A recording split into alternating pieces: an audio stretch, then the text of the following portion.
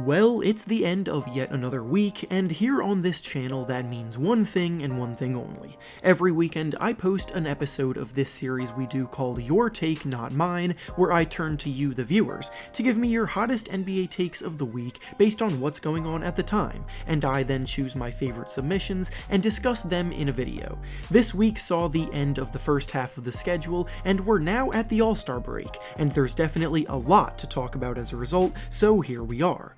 In order to submit your takes, I make a community post either on the day of or the day before the video, similar to the one that you see on your screen now, so if you want a chance to be featured in a future episode, be sure to stay on the lookout for that.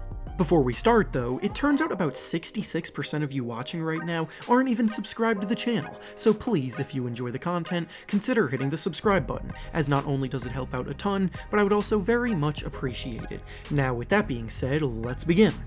The first take we'll be discussing today comes to us from Chris, and he says that it's time for the Pacers to blow it up and sell at the trade deadline because of the fact that they're currently outside of the playoffs in the standings. The Pacers are one of the more underrated teams every year, as they always have a solid team and finish in a strong spot in the standings, but never really are serious contenders and don't make much noise after that. So in that sense, I see where Chris is coming from here. However, there are a ton of factors that Chris isn't considering that make me very much disagree with this sentiment. First of all, the Eastern Conference standings are basically a top 3 teams that have separated themselves, and then after that it's a free-for-all, as the difference between 4th place and 12th place in the Eastern Conference standings is only 4 games, which isn't a lot of separation at all, and the Pacers themselves are only a half a game out of the playoff spots right now, so to pretend that their playoff hopes are finished is just disingenuous and inaccurate. Additionally, they're also still missing key contributors, such as TJ Warren, who was their leading scorer last year, and they also traded for Caris LeVert, who due to a medical emergency hasn't played either, but he's also been making good progress in rehab and should be back on the court soon. The return of both of those players getting added back into the fold alongside guys like Domantas Sabonis, Miles Turner, and Malcolm Brogdon makes them as formidable as anyone in that 4 to 8 spot range in the playoffs, and there's no reason for them to abandon that at all. The next take we'll be discussing comes to us from AKA, and he says that he believes that we are finally starting to see LeBron's slow decline as a player after all of this time. LeBron's had one of the longest primes we've ever seen in the history of the NBA, and what we're seeing him do now at the big age of 36 is absolutely ridiculous. Tons of people anticipated his decline to have come years ago, yet here he is still leading the Lakers to one of the best records in the league, and putting up highly impressive individual production along the way. However, in recent weeks the Lakers have had some struggles, including a 4-game losing streak, and LeBron hasn't necessarily been as dominant as we've seen from him previously, so that is likely where this take stems from. With that being said though, this is LeBron James that we're talking about here. It is literally never smart to ever count out LeBron out of anything until it's all said and done. This isn't something we'll actually get an answer to until maybe the end of this playoff run, and honestly even past that, I don't think we can even say that for sure, so I just cannot say that I'm on board with that idea at all. The next take we'll be discussing comes to us from Evan, and he says that Ja Morant is overrated as a player right now, and that he's someone with great potential, but just isn't that great right now. Well, this topic has been common on here over the last few days, and to be quite honest, I'm confused about what's sparking it. Ja came out last year and had a sensational rookie season that brought the Grizzlies to the brink of a playoff berth before getting beaten out in the play-in game by the Blazers, and considering the Grizzlies' expectations were pretty much nothing, it was a highly impressive feat. His individual production is solid, he's the guy that ignites them out there, and for a player so young, he's undoubtedly exceeded all expectations for him this early on in his career.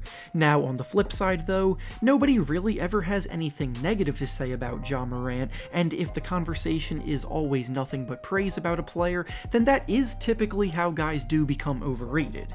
I'm not saying there's any reason to hate on Morant by any means, but he's also not a perfect player without flaws, and those flaws barely ever get touched on, which may be why some now find him overrated overrated. He's putting up about 20 points and 8 assists per game this year, which is great for a young point guard, but his shooting has really fallen off this year as he's only making 23% of his attempts from 3.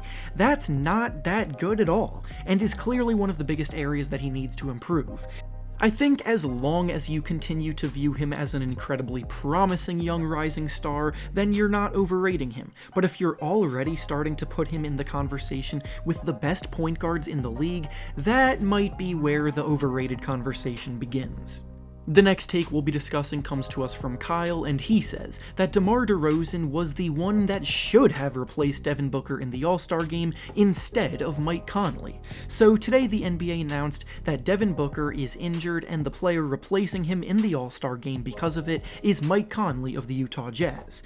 Conley has for a very long time been the player widely regarded as one of the best players in the league to never get nominated for the All-Star game, so for him to finally receive that invite was a glorious moment for so many fans of the game that have been rooting for him to finally get this opportunity.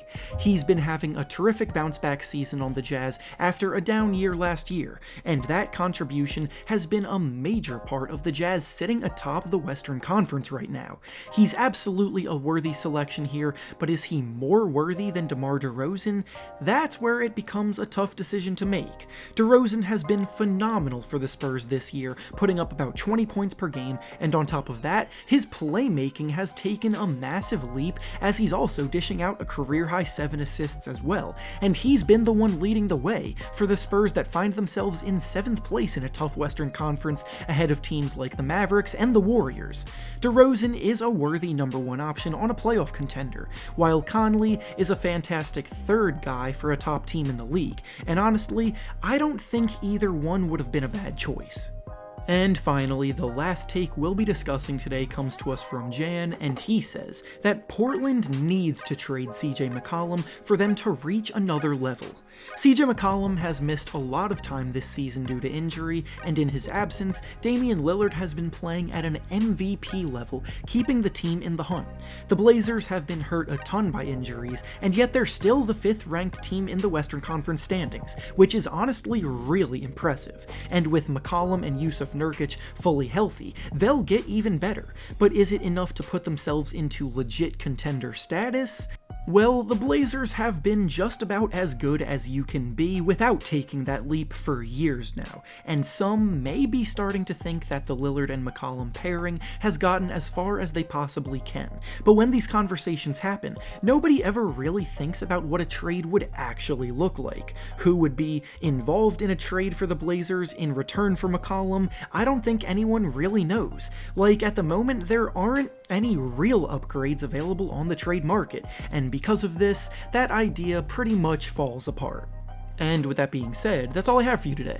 Make sure to like the video, subscribe to the channel, and comment down below what you think about the topics discussed today. Thanks for watching, and I'll see you all next time.